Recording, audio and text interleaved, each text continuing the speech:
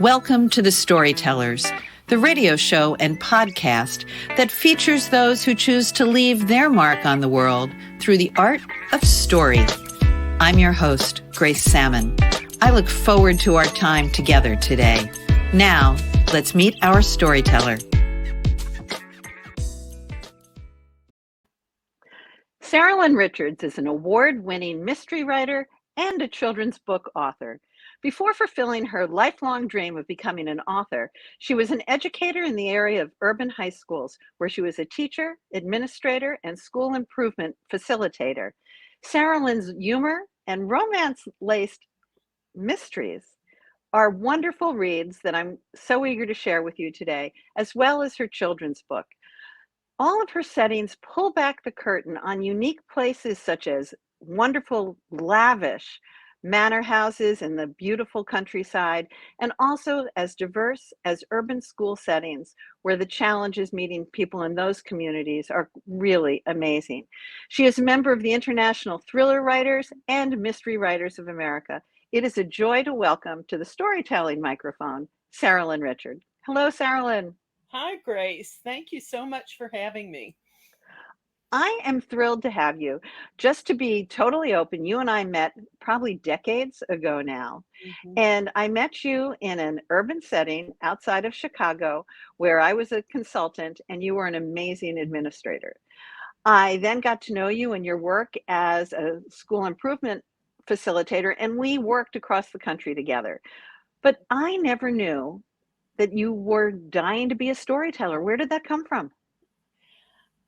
Well, I've always loved stories. I've been reading since I was 2. And I've been an avid reader my whole life. I mean, like thousands of books.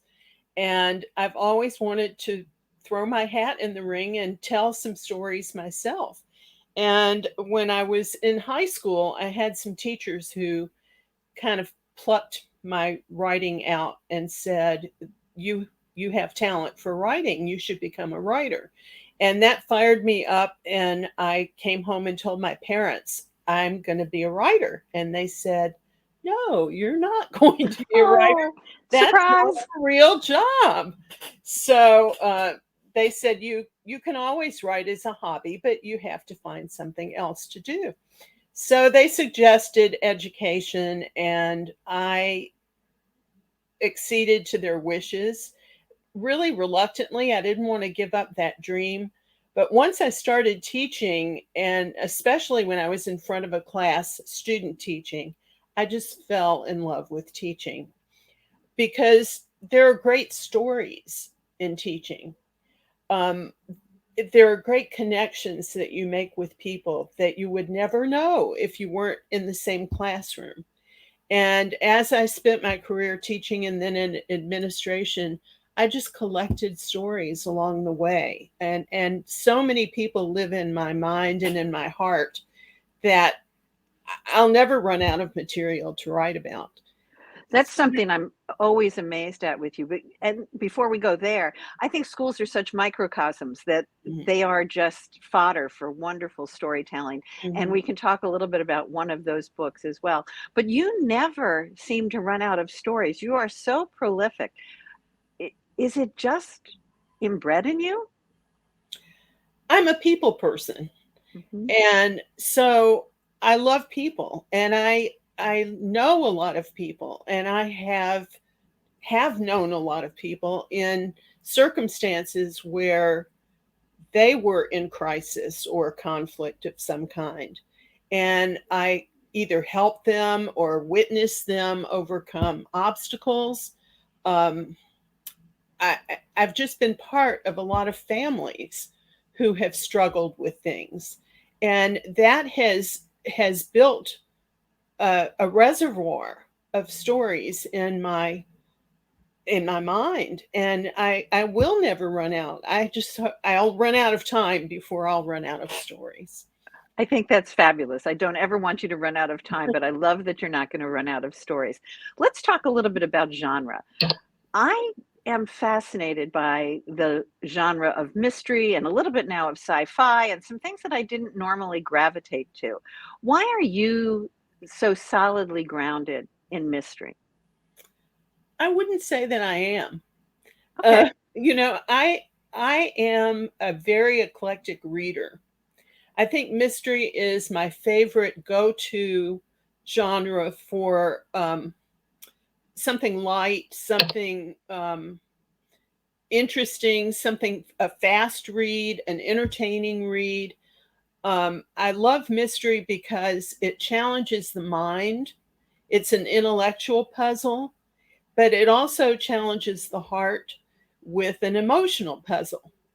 And I love the blending of different elements in literature. And mystery can be anything. It can be comic, it can be humorous, it can be romantic, it can be historical, it can be women's fiction.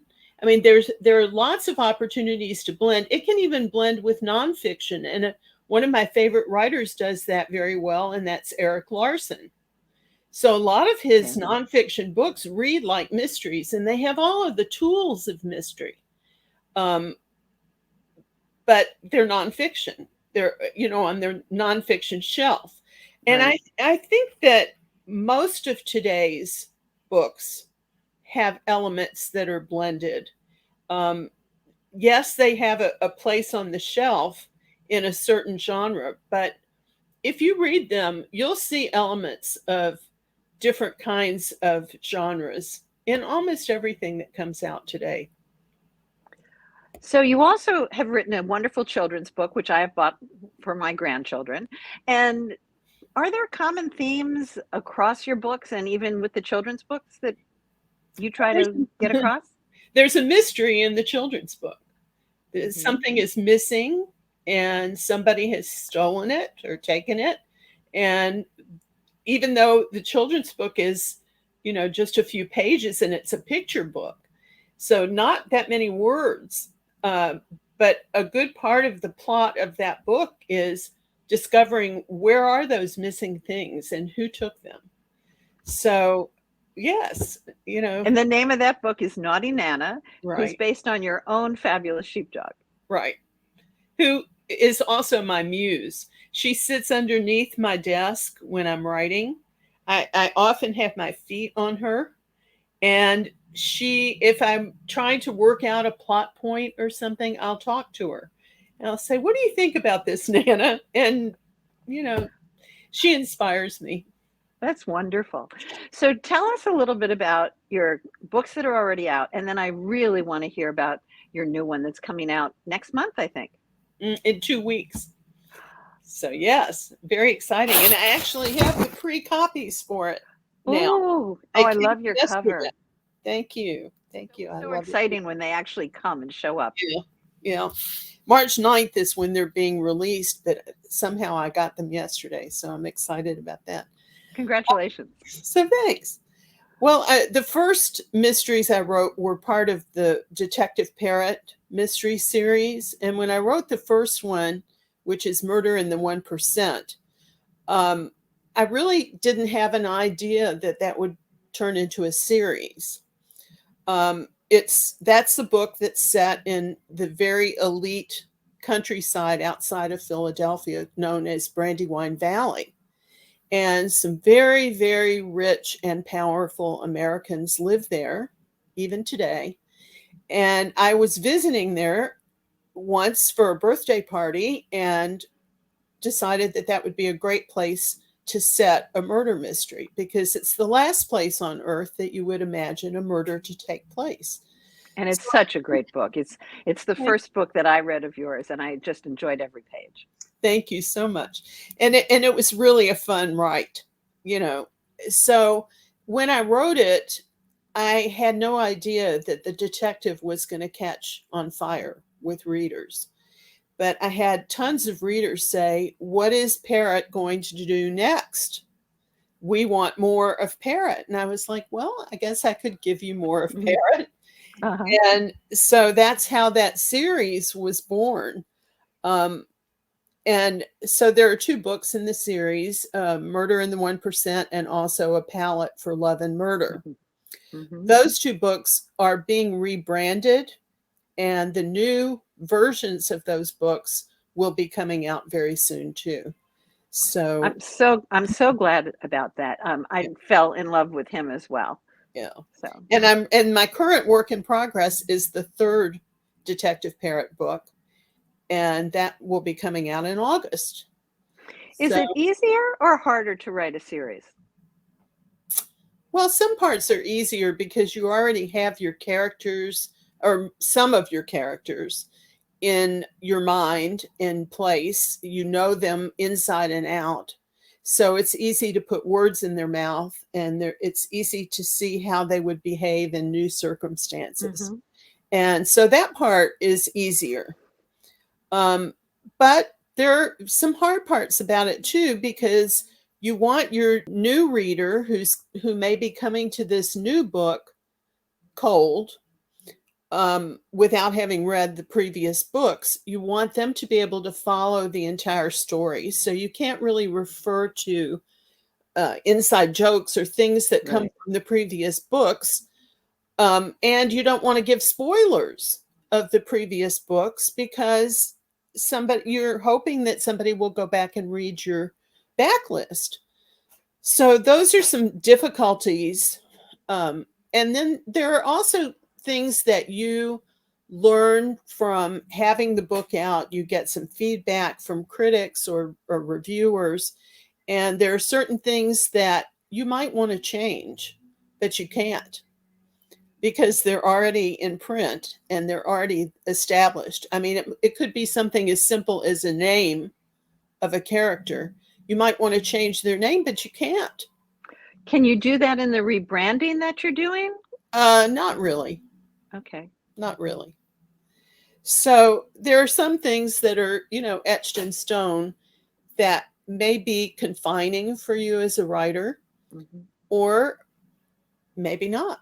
Maybe you can just easily skirt those issues.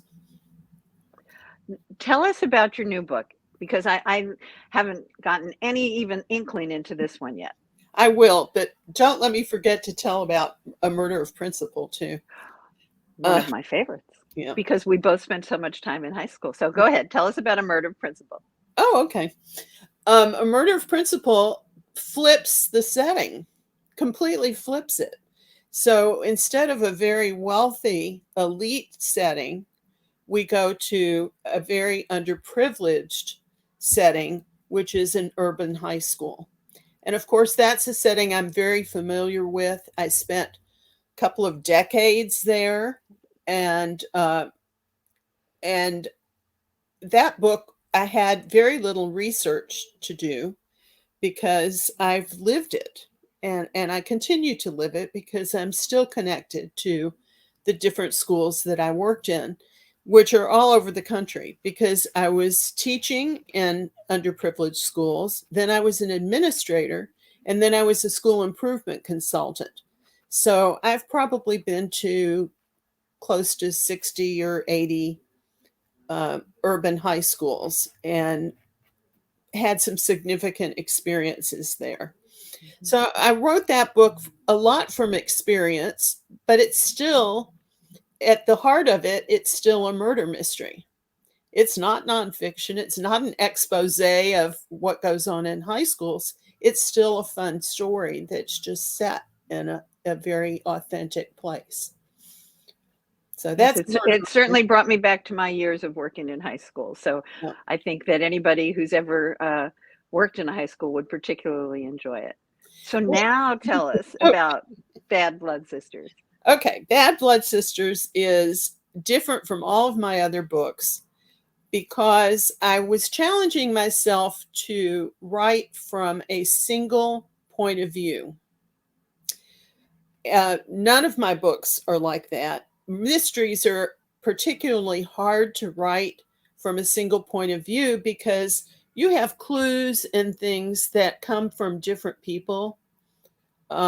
Different people have knowledge of what's happened in the crime, what clues there are. Some people know everything, some people know nothing, some people know some things that other people don't know.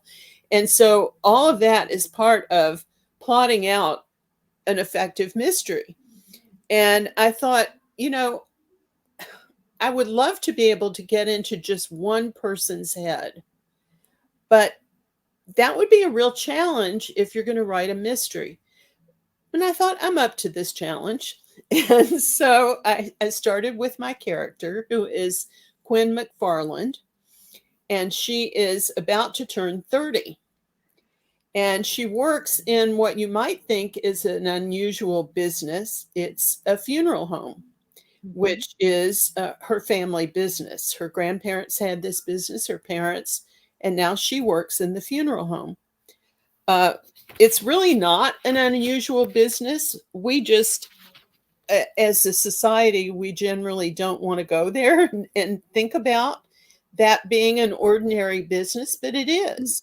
Yes. And I had done some research with my other books because people die in mysteries. And so there are funerals. And I have made friends with a number of resource people who work in the funeral business. And I was really struck by how real and genuine these people are and how their attitude towards death or murder is somewhat different from the average person's attitude towards death or murder.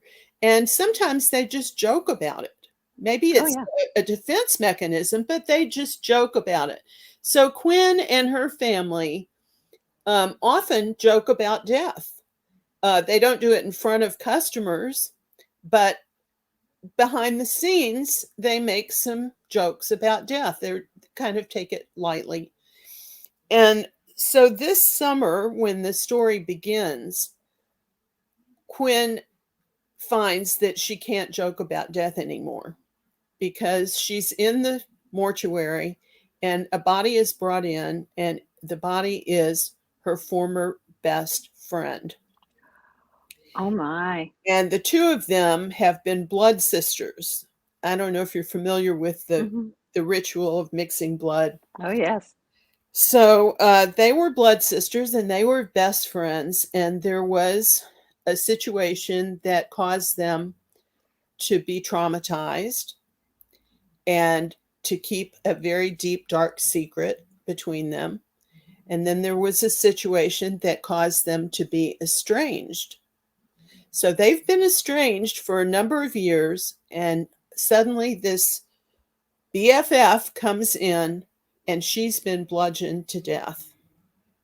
So Quinn has to deal with a lot of regret and maybe guilt and memories and revisit some of the things that caused them to be estranged. And she is Anna's death sends Quinn into a very, very dangerous position because that secret that they had, now Quinn is the only person who knows that secret. Wow. And so the secret has bearing on Anna's murder, and it has bearing on this previous traumatic event. And now Quinn is stuck between, should she reveal the secret? Should she do her own investigations? Is she in danger? Is she a suspect in Anna's murder? There are so many levels at which Quinn is, in a precarious position. Well, I'm really looking forward to this read as I do all your others. And when I say I'm looking forward to this read, one of the things I find most appealing about you on social media and in the other ways that I observe you is that you are very connected to readers. Obviously, all of those of us who are authors want readers, want reviews, etc.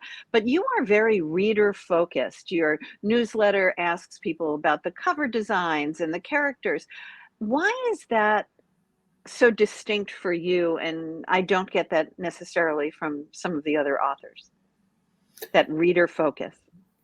I think it goes back to what I said earlier, that I'm a real people person. And so I like to hear from readers. I like to connect with readers. It's my very favorite thing about being an author. And writing can be very isolating, and that's not a job that I like, to be isolated and disconnected from people. I like to be out, like in the schools, and meeting people, talking to people, hearing what they have to say. And I also believe that when a book is published, when a book's being written, it belongs to the author. But when the book is published, it no longer belongs to the author. It belongs to the reader. So whatever the reader finds in that book, however the reader takes something, you can't say they've taken it the wrong way, because what that book means to them is right for them. Yes. So it's now their book. And if I love that. It moves them. If it moves them, if it convinces them, if it consoles them, if it inspires them, that's what I want to do with my books.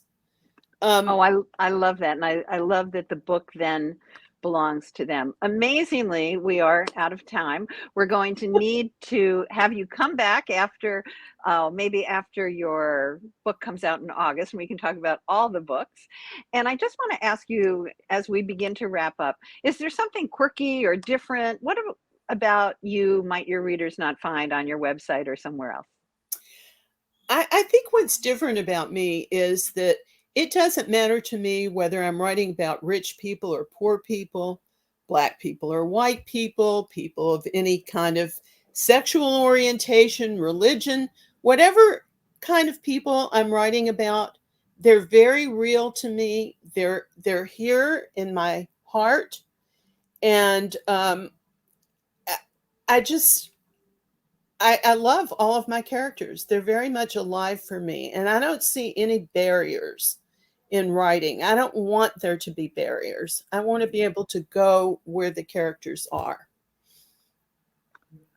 And I know that we're going to have more of you in the future. And I want to encourage everyone who is listening to check out Saralyn Richard and all of her books. You've been a wonderful guest here on the Storyteller, Saralyn. And I just want to say that this is a copyrighted episode of The Storytellers by Grace Sammon and Authors on the Air Global Radio Network. Thanks so much for being with us. Thanks so much.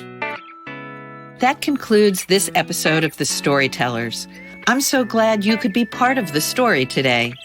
I hope you share the stories, tell your own, and come back for another episode, because when our stories are told, everything changes. I'm Grace Sammon.